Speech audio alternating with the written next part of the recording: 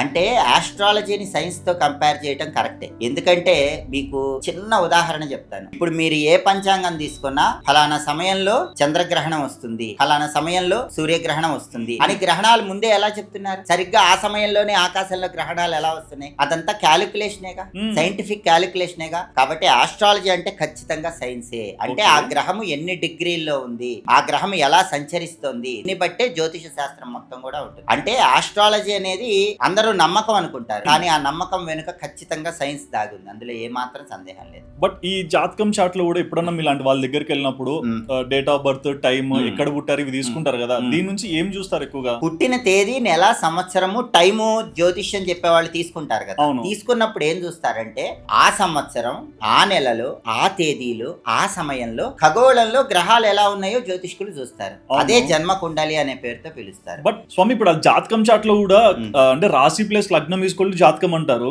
ఈ రెండు ఎందుకు కంపేర్ చేస్తారు? ఎందుకు కంపేర్ చేస్తారంటే ఇప్పుడు మీకు ఒక విషయం చెప్పాలంటే మనిషి శరీరం ఉందనుకోండి, మనిషి శరీరం బయటికి కనిపించిన లోపల ఏది ముఖ్యం? ఆత్మ ముఖ్యం. అంతేగా, ఆత్మ నుంచే అన్ని మన ఇంద్రియాలు పనిచేస్తున్నాయి. మనిషి శరీరంలో ఆత్మ ఎలాంటిదో జ్యోతిష శాస్త్రంలో లగ్నం అలాంటిది.